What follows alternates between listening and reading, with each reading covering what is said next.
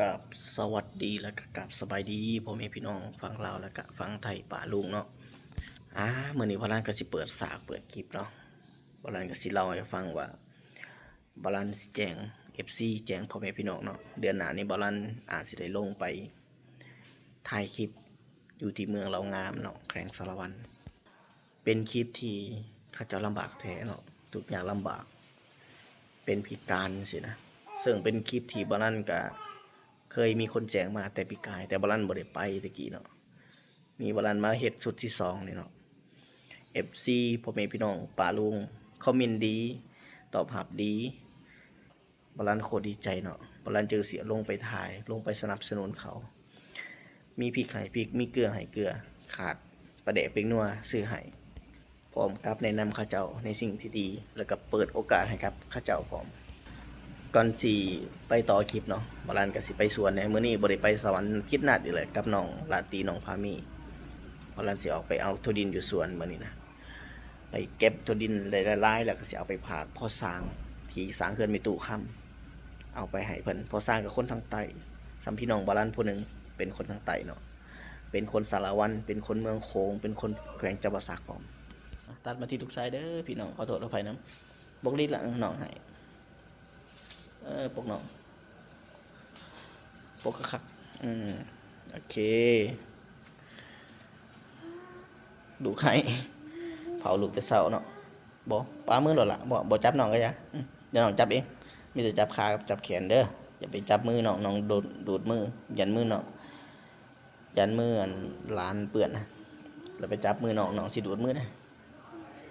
โดยนอนจากนอนหล่ะเอ้ยจับขาเอาหาวแล้วหั่นปกดีๆปกให้น้องดีๆแล้วก็ลูบปึ๊บสินะคลิปก็เดี๋ยววันนั้นสิว่าต่อเนาะพี่น้องเนาะคือว่าแล้วฝนตกโอ้ยพี่น้องเอ้ยโอ้สลัมพรเพลงโตให้เมตุ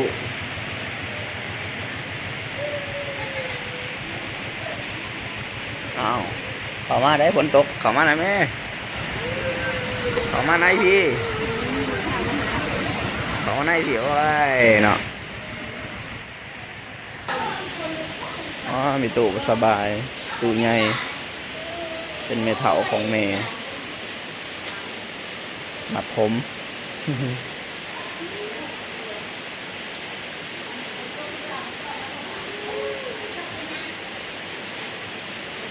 อายุ92หรอบ่น้อง92ได้ปะฮะ92เนาะ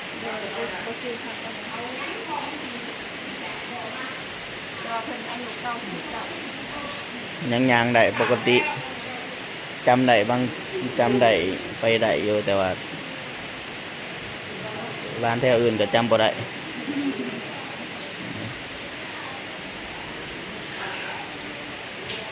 เดี๋ยวถ่า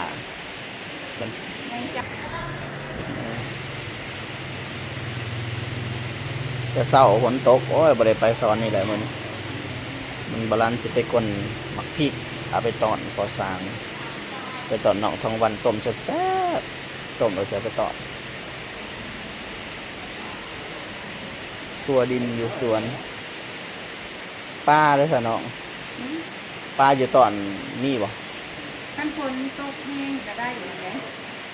อยู่ตอนน้องเก่าบ่ตอนที่แบบว่าน้ำนี่บนเก่าบ่พยายามเบิ่งมันจำได้หลายก็เอาไปก่อนนะ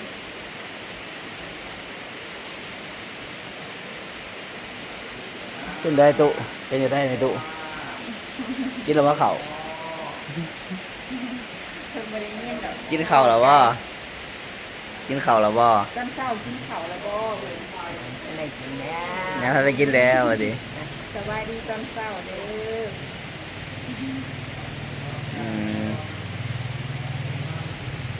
ยังไม่ทันได้กินเนาะถัดไปเรื่อยๆตัดมาสรุปสายว่าอย่างลูกกินคนเดียวเอาลิ้น4 เดือนนะ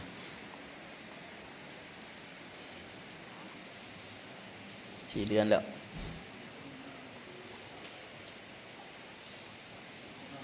เอาแม่เล่นแม่ลูกชายจัดไปดินเด้อลูกเด้อไปถ่ายคลิปกับพ่อเด้อพี่น้อง FC คิดว่าเนี่ยใดบ่ลั่นว่าสิไปถ่ายมีพี่น้องต้องการให้ไปถ่ายอยู่ที่เมืองเหล่างามแขวงสารวันเขาเจ้าลำบากแห้งหลายวะเดี๋ยวบ่ลั่นสิขึ้นภาพให้เบิ่งเด้อขึ้นภาพให้เบิ่งเอ้ยลูกลินอะเก้ยเย้เนาะลินไปซื้อหน้าลมไส้เนาะซื้อหน้าเนาะซื้อหน้าเอิ้นสั้นๆว่าหน้าโมเท่าหน้าโมเอ้ยหน้าโมเด้นี่ยังลูกเพิ่งอยู่บ่เลยลูกชายเพิ่งอยู่บ่ล่ะเพิ่งอยู่บ่โอ้ยเนาะยันบ่เทิงมึงพอสิเอาขึ้นให้อุ้ยถึงหน้าจุ๊ถึงหน้าถือบ่ถือหรอกเนาะตัดที่บาลันเด้อพี่น้องอยู่เพื่อนกับสีงุ่นเนี่ยตอนเสาร์พอทันได้ไปไซเนาะยังพอทันได้กินข้าวเสาร์สัมยังรอถากันอยู่เวียกงานหลายอยู่เพื่อนผู้หนึ่งจับสองเนาะแต่ละอย่างมื้อนี้บาลันก็สิออกกลทุดินอยู่ส่วนในเถาเนาะมักทุดินสิเอาไปตอนพอสร้างเนาะอยู่ที่ซอในเขตพอแหละไปตอนหนองลาตีหนองพามีออกทุดินไปตอนหนองทองวันพร้อมหลายเนาะเดี๋ยวบาลันสิถ่ายบรรยากาศสวนมี2สวนเด้อสวนมีเถาอีกส่วนหนึ่งสวนบาลันอีกส่วนหนึ่ง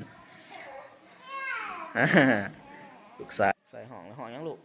ห้องยังห้องแล้วห้องยังลูกห้องยัง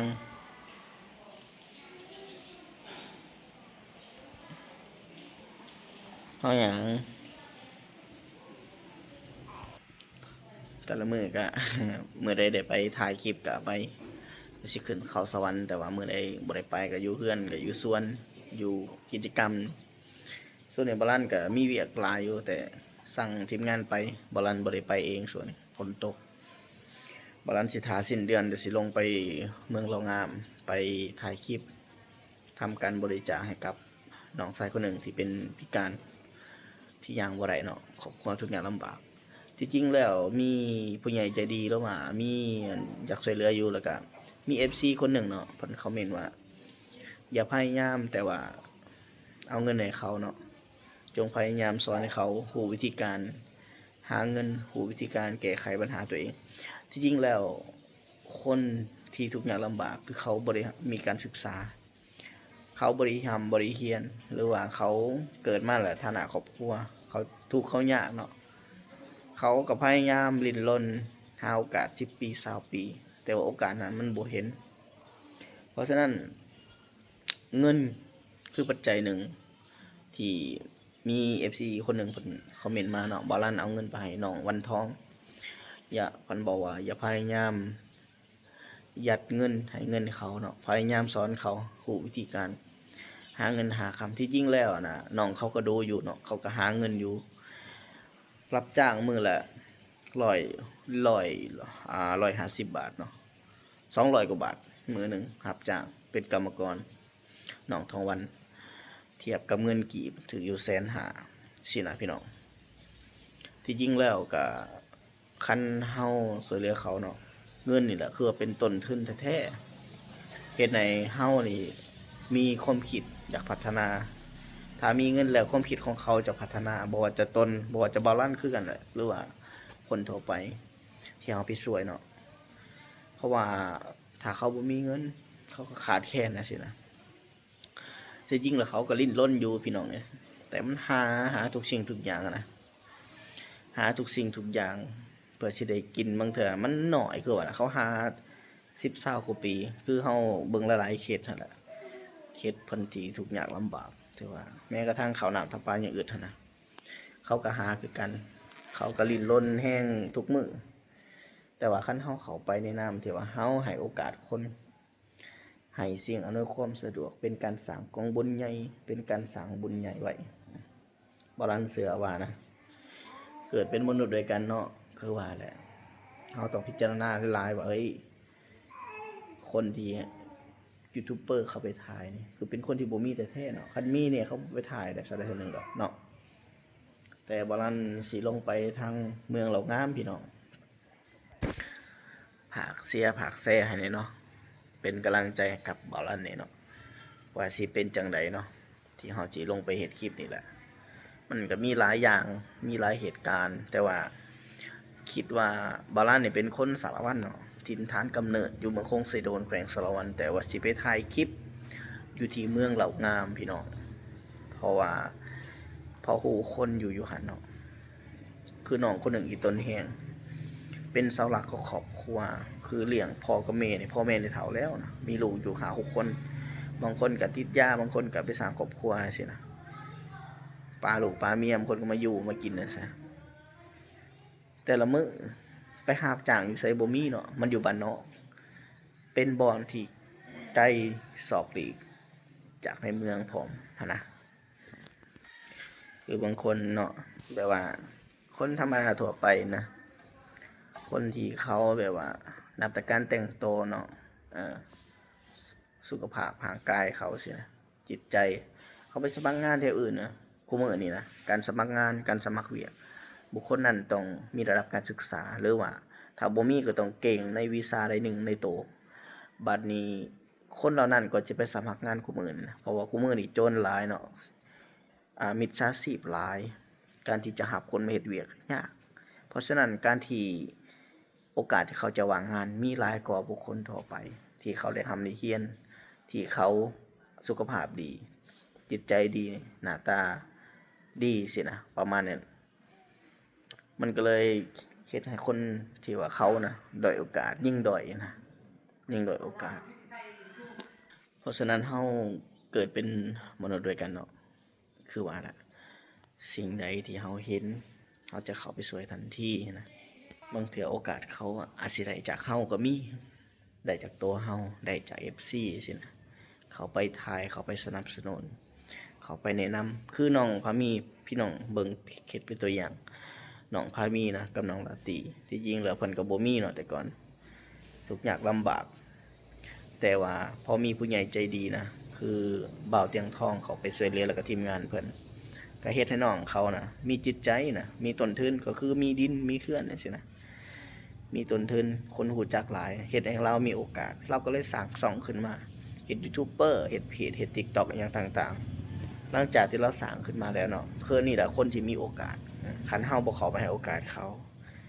ก็สิบ่มีโอกาสถือว่าคนที่เฮ็ดให้เรามีโอกาสแสดงว่าเขาเจ้าสร้างกองบุญใหญ่สร้างบุคคลนี้ขึ้นมาแล้วก็บุคคลนี้ก็ยังสร้างประโยชน์ต่อประเทศชาติต่อคนหลายๆคนที่เป็นมนุษย์ด้วยกันบ่ลันเชื่อว่าการที่เราให้โอกาสคนการที่เราเฮ็ดดีเชื่อว่ามันจะมีผลตอบรับภายหลังแน่นอนเนาะพี่น้องเนาะคลิปนี้บ่ลันก็ฝากพี่ฝากน้อง